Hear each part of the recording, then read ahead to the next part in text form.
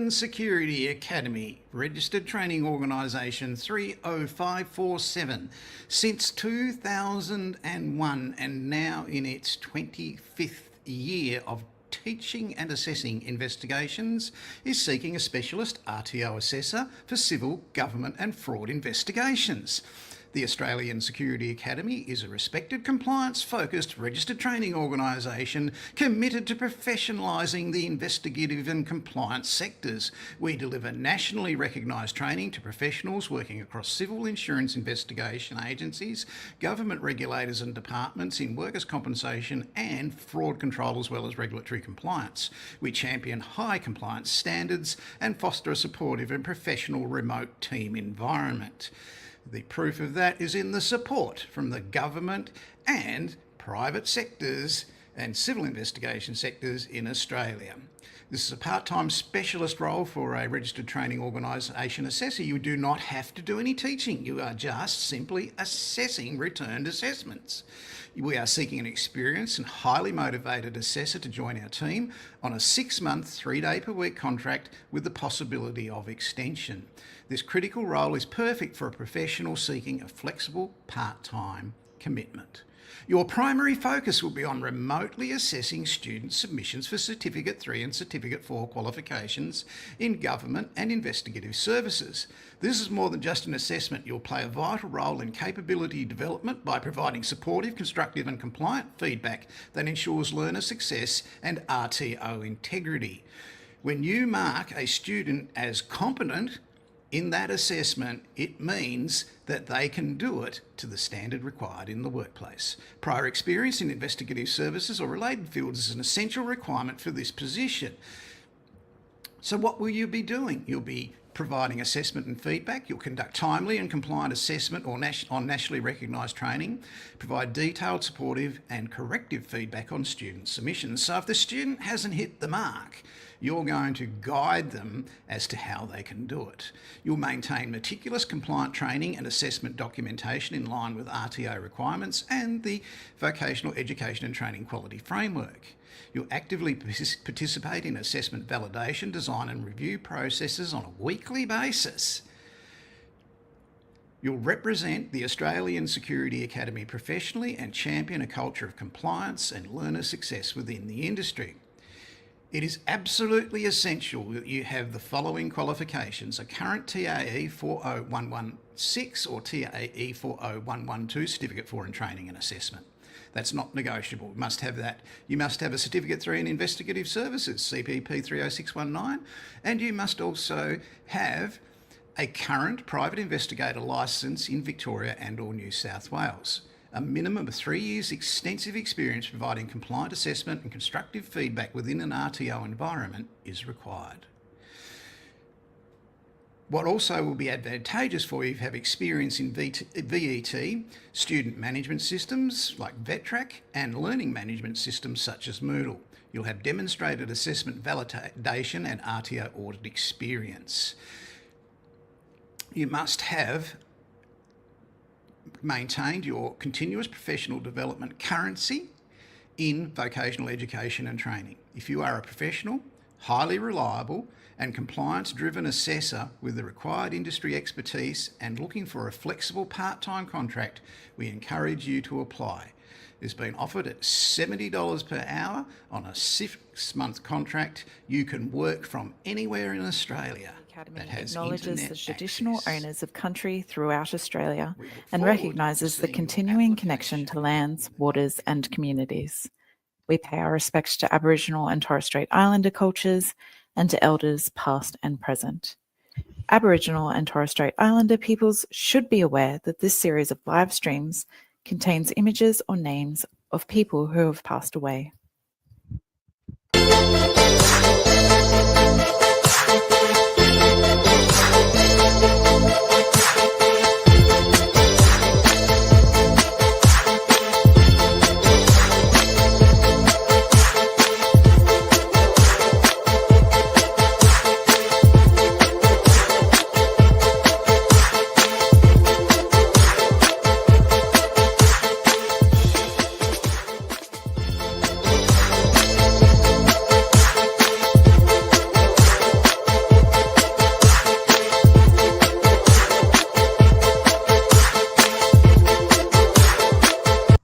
is a demonstration of what continuous professional development is all about.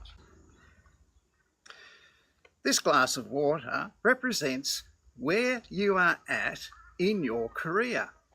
Now, we all have careers and we all have an occupation, and what happens is we start off and we develop it, and as it grows and as we grow, things start to happen to our business, such as this dirt. And it comes into our business that this glass of water represents in our career, and it messes everything up.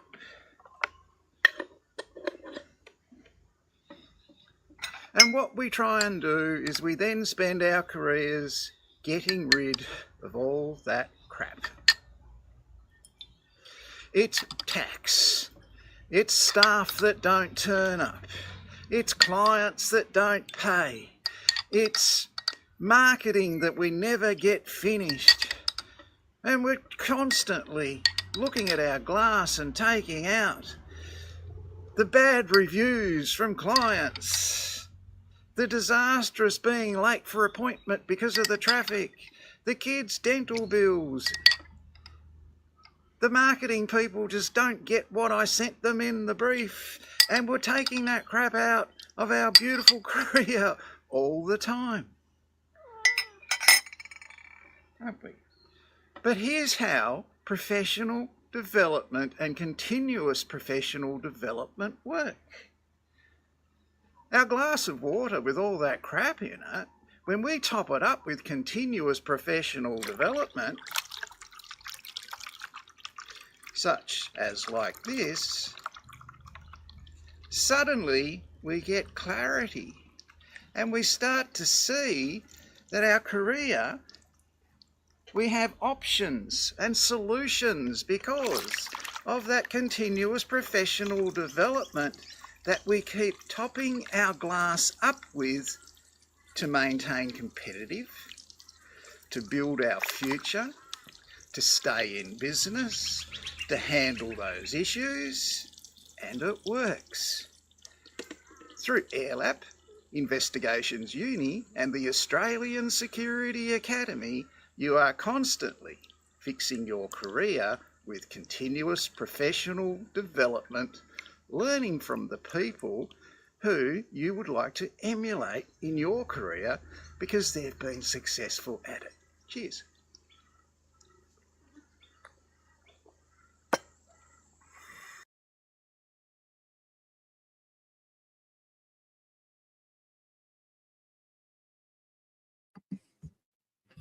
G'day, Mike Evans from the Australian Security Academy with this week's news in investigations around Australia. So what's been happening out there?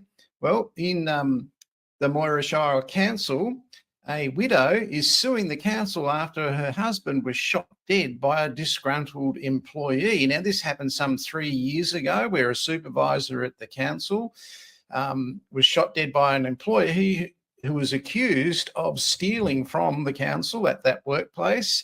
And apparently he didn't do it, but he was so upset about it, he went and got himself a gun and went back and shot his supervisor. The council was shut down after that as a result of the safety issues that they identified there. So that's been in the headlines this week. You can read all about it if you just type in the Moira Shire Council and it will come up. We're going to be talking today about claims leakage. Now, claims leakage is something that you'll hear at all the conferences. This is the event at conferences that nobody wants to go to. They send all the new people to go and listen to a presentation on claims leakage. Now, it always relates to an individual insurance claim. They talk about leakage coming from incorrect decisions made, too much paid as a result of untrained staff. There's gaps there in knowledge, skill, information, attitude, training, and those staff don't have it. And basically it leads to too much being paid, and over multiple claims, the leakage starts to get great. Now here, it's commonly accepted that there's a 3% leakage from any claim, but PricewaterhouseCoopers in a recent study, which you're looking at right now, reckons it's up to 25%. And they go through the top 3 errors that they talk about in that presentation. Now, you can just Google PricewaterhouseCoopers and claims leakage and see this presentation. And it's quite an interesting one. And it talks about their 5 steps in relation to looking at the gaps that they've identified in claims leakage. Now, if you've been following this program over the last 5 episodes, we've been talking about knowledge, skill, attitude, training, information gaps at the VWA in Victoria, where they decided to funnel all their staff, well, the new manager of their investigation staff, into the AIPI and one organisation for fraud control training. Now, this was advertised by the VWA. Its intent to do that, which basically meant that over time, they were going to do exactly the same and enforce it upon private investigators in Victoria as well, working for the VWA. Now, the TAC in Victoria don't do this. None of the other workers' compensation insurers around Australia, in New South Wales, Tasmania, Queensland, Western Australia or South Australia, NT or the ACT, they don't funnel any of workers' compensation investigators into an industry association. They don't do it. And they tried to at Victoria in a recent job advertisement. It signalled to the entire industry, our intent is to make everyone that does investigations in Victoria join the AIPI, pay whatever fee the AIPI demands, because it's going to have to be done. Now, the big issue with this is there is a code of practice for private investigators, and in that code of practice and other past presentations, it tells you all about how they run the internal investigations unit and how they want it to be transparent and accountable for the private investigators who are in the scheme. But that doesn't apply to the VWA staff who have to funnel people into the AIPI. That's not there. Now, there is no record of any meetings between the Victorian Work Cover Authority, the VWA, the AIPI. There's no minutes in any meetings. No one can say on this day, date and time at a minuted meeting, according to process, policy and procedure, and recorded in our gift registry as being the lunch being paid for by who, which is procedure at the VWA. They've got to do that, all right? Otherwise, they're open to accusations of implied bribery and corruption if they don't do it, right? There's no record of any of this. And they have to have a gift registry to say someone shouted us lunch or gave us a free breakfast for 6 of our staff at a meeting of scrambled eggs and toast. They still have to put that in their gift registry, which is a little bit dusty and hasn't really been filled in for quite a while, so that people who are checking this sort of thing, like the Ombudsman, who monitors what the VWA does in relation to how it operates itself and conducts itself towards claims, and the Injured Workers of Victoria. And it came down, we've exposed in this program, that there's a knowledge, skill, attitude, information and training gap that Evel Knievel couldn't jump over, and that in the future, they intended to have the 1,619 active licensed investigators in Victoria join the AIPI as a matter of course. Well, they got busted. They got found out, all right? And what happens, you can't do that as a public servant. You can't tell people what colour socks to wear. You can't tell them what model of car to buy, what brand of coffee, what industry association they are to join. Exclusion practices always backfire. Exclusion always backfires. So this is what's happened on the VWA. Now they're looking at it internally before Jacinta Allen finds out. So the CEO of the VWA has got to ask some very hard questions of some very naughty boys who have been to breakfast, lunch or something, like, who knows? We don't know. There's no record of it. Right, and decided with the VWA staff that the investigations manager has to be a member of their industry association. This plan might backfire. They didn't think about it actually backfiring. Backfired. There was too much wine and too much beer and too much talk, and it's not going to fly. So that's happened this week. Let's have a look at some of the problems with not keeping a registry and the solution to it. If you are corrupt, you could use what's in here. Now, it's really, really important to understand this is satire. It doesn't exist, right?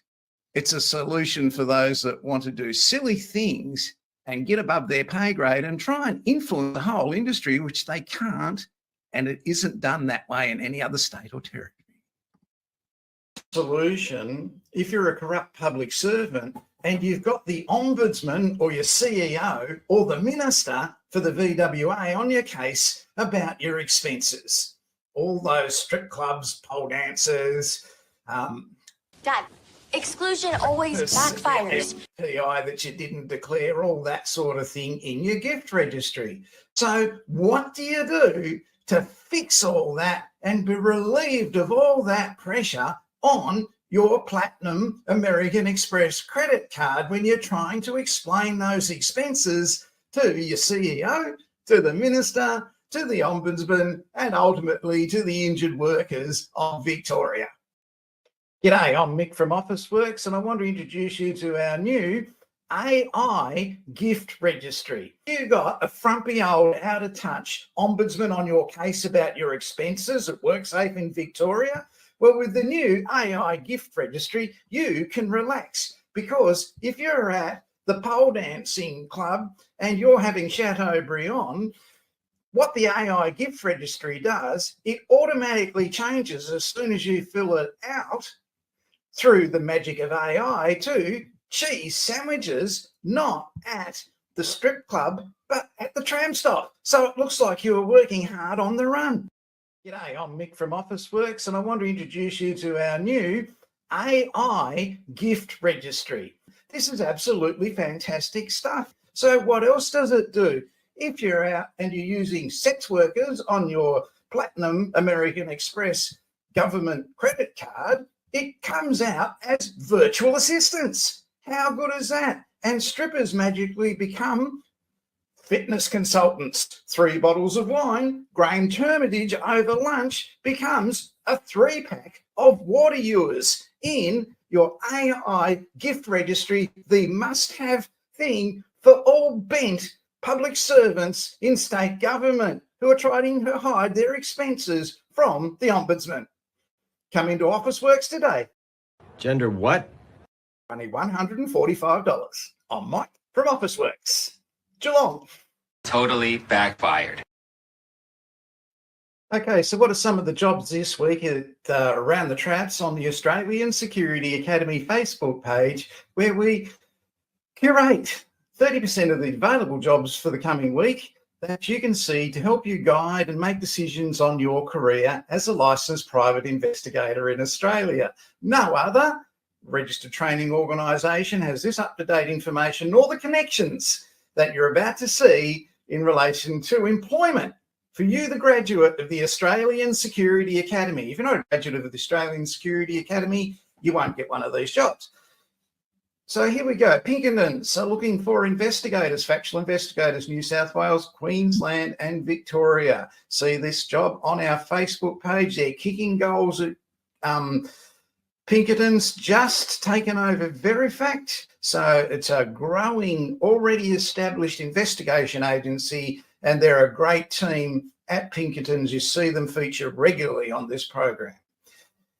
TAC down in Geelong in Victoria, that's the Transport Accident Commission, have a job vacancy down there for a full-time investigator.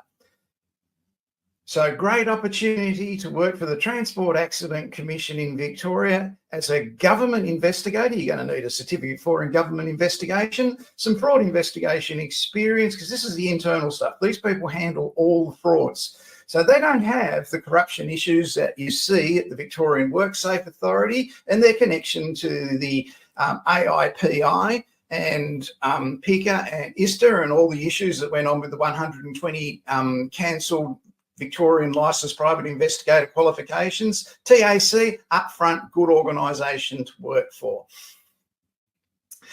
Risk and Security Management are looking for repossession field agents in Sydney. So jump on our Facebook page and see who to contact there. They want to hear from you. They've got work coming out their ears at Risk and Security and Management, one of the largest investigation and mercantile agencies in Australia.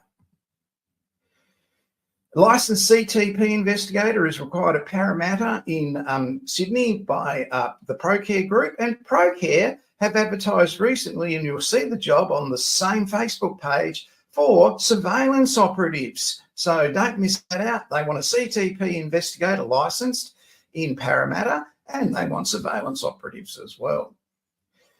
A team member at the vetting authority, that's the AGVA, is required, and you could earn, get this, up to $116,500 per year as a security vetter in Certificate for in Government Security Personnel Vetting. So great opportunities in that field. We live in a time where the government is going through growth by immigration, and therefore, and a rising defence force in uncertain times globally, therefore the checks and the vetting of people immigrating or entering the defence force have become critical.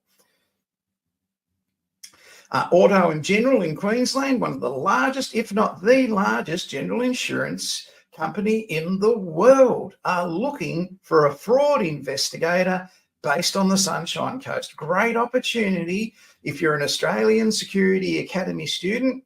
You don't really need a Certificate 3 for this job. They will put you through it.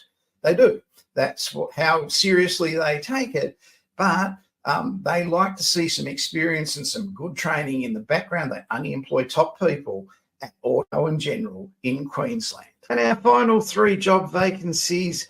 Clarity Workplace Solutions in New South Wales and Victoria are looking for factual investigators. These guys have employed every single graduate of the Australian Security Academy that's ever applied there. Get in touch with them.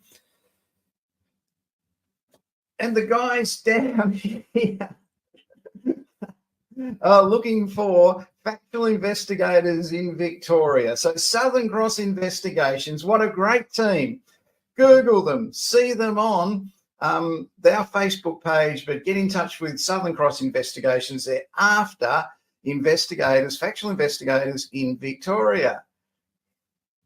CCC Group down in Victoria, if you apply to them today, you'll start on Tuesday of next week. Get in touch with the CCC Group. Google their website. If you're a licensed factual investigator in Victoria, CCC Group want to give you work and want you to work with their team. What a great team at CCC Group. G'day everybody at CCC. I'm so undercover.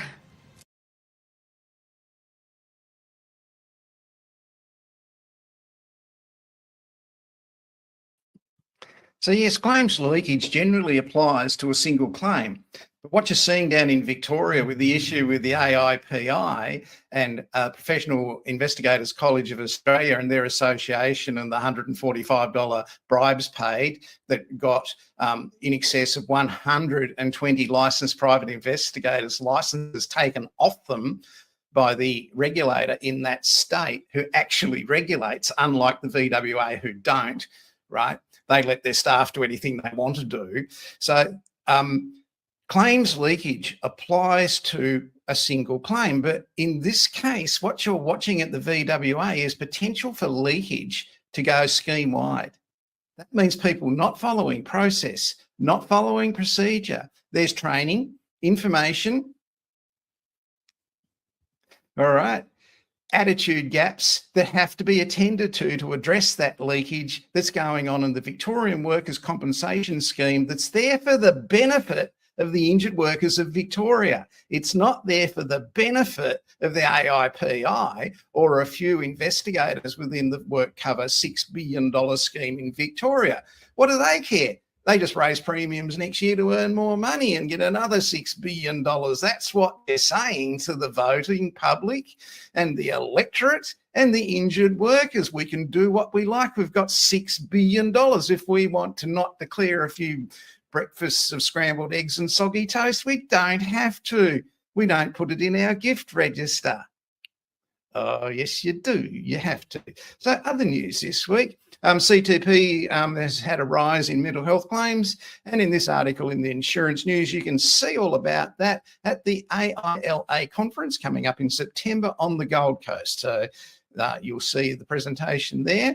There was a policyholder recently in Australia who lost a claim that someone had sabotaged his tractor. So they took it into the assessment centre, pulled it apart and got the engineers to look at it, and they decided that no one had poured dirt into the fuel tank of the tractor. But basically what had happened was it was never serviced and never cleaned, and it just ran all the time, and it's accumulation over time, not a vandalism event as claimed. So that claim was denied. So what they do in any kind of large claim where there's an accident involving machinery or motor vehicles into the assessment centre of the insurer, that's their mechanics. It's like they have doctors, they have psychologists, they have mechanics, and they have private investigators, okay? And all these people win a tender to do that work. And it's all transparent, and it's all upfront, and all the submissions are recorded and agreed and signed off on. Not like agreements between the AIPI and the VWA staff that aren't recorded at meetings that were never recorded, that resulted in the funneling of the claim of the investigations manager of the VWA, who was never even appointed yet, into the AIPI, to the exclusion of all the other industry associations. Can't do it. Okay, so what else has been happening? Australia Post worker and his mate have used inside knowledge to fuel a gambling streak. Now, what's happened is this guy's got a mate who works where they have the Australian of the Year, right? And so when they announce the Australian of the Year comes out on a postage stamp. So 3 weeks before it's announced, the worker who's making the postage stamps knows who won. So he tells his mate, who goes and places bets, numerous bets on it, and to the tune of $13,000, that's what he won. Right, and he was prosecuted in court by the police. The gambling authority down there were watching it for 3 years in a row or something like that. He kept picking the winner and never lost a bet. And boy, does that get attention of the authorities. If you're going to gamble, put a few losing bets on, mix it up a little bit. Don't just have all winners. This guy was not sophisticated. The Australia Post worker lost his job. His reputation was badly damaged. It was just silly thing to do. He should never have done it. But you've got to look at it, motive and opportunity minus constraints at Australia Post, with no policy, process and procedure enforced on that boundary pusher within, right? Who would have known not to leak that information as part of the leakage of what was going on so his mate could bet on it, that he shouldn't have been doing that. And basically he resigned from his job as a result of it. So it was a silly thing to do. What else have we got? So got that one. Oh, sorry. So just recently this week, an NRL player had his $1 million claim rejected as a result of his insurer's medical examination, where he told the insurer, his medical examiner, that he was still going to the gym, he was still working out, he was doing all these things. And his claim said that he was basically paralysed and couldn't do those things. One of the issues that resulted in the rejection of his claim was a video that's circulating on the internet showing him riding a jet ski. Now, this is a one-off moment. It's not an accumulation of him doing things 5 days in a row as what would be required for a serious surveillance result in a insurance compensation claim, to see the person is fraudulent in relation to their injury. I'm not saying this guy was fraudulent. His claim was knocked back because he could still ride a jet ski and he could still work out that sort of thing. One of the critical things in a minute when you watch the video, this is him on the jet ski and he's identifiable by his tattoo. So he's steering the jet ski and there's only him on it and he's filming it with his phone at the same time. And it's going, you know, quite well. It's got a bit of speed to it. It's not absolutely flat chat, but he's got the balance and the stability to be able to do that. Let's have a look at the film that the court said was an indication that he was not as injured as badly as he said he was. The sun is coming up, are you ready to go?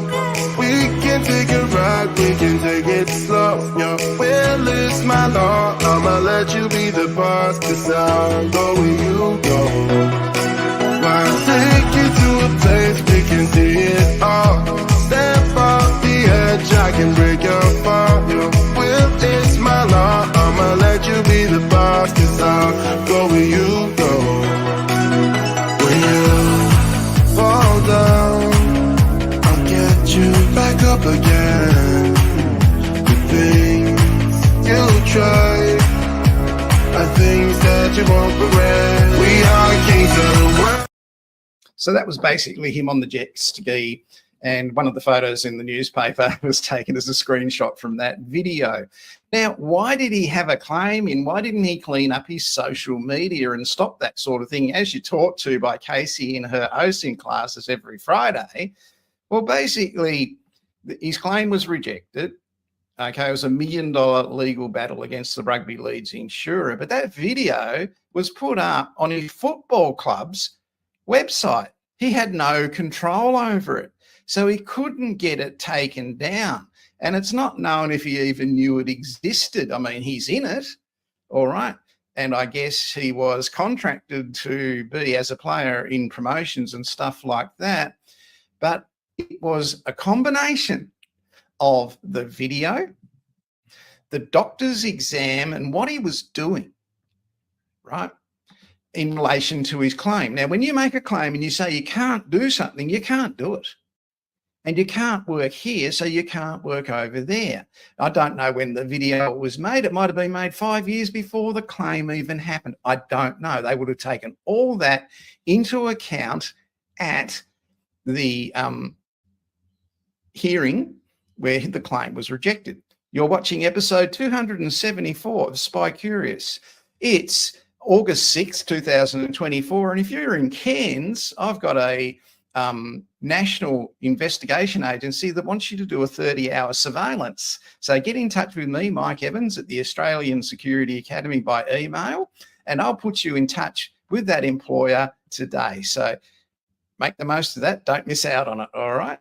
So people, that's the end of our program. You've been watching episode 274 of Spy Curious. There's big issues going on down at VWA. There's a lack of constraints on what people get up to and an overall purveying what you could call, I don't know, an attitude towards we've got $6 billion a year, we'll do what we like, which is not good news for the taxpayers of Victoria, for the employers who pay those $6 billion worth of premiums, and it does absolutely nothing to assist the injured workers of Victoria. VWA got a lot of cleaning up to do. It's not impossible. As we say in the certificate in government investigation, what it's about, it's not just exposing the VWA and the people who did it and, you know, pulling out their expense register and saying it was not filled in according to process, policy and procedure. Part of our role is to help them rebuild, contribute to the acceptance of the findings, and the findings are that was inappropriate. You can't do that. I don't care how well intended it was. The whole thing didn't go as they planned it to. Basically, holy backfire. This plan might backfire. Dad, exclusion always backfires. That's what happened in the past, and we've told you in here, okay, that back in the day, 4 claims managers for an insurance company in 1995 to 2000, you had to supply sex workers to the claims managers to be awarded membership of their panel. In another case, there was legal representatives who won workers' compensation work through Queensland work cover scheme, and they tried to charge a $75 investigation allocation fee to every investigation agency that they allocated a file to. Now, you can't do that. You can't funnel people into an industry association, which may not have any benefit for them whatsoever with what they do. It's got to be relevant. It's got to be about workers' compensation. It can't be about police stuff and ex-police stuff and crimes. They can say it's fraud. Well, look at your internal fraud, mate. Basically, the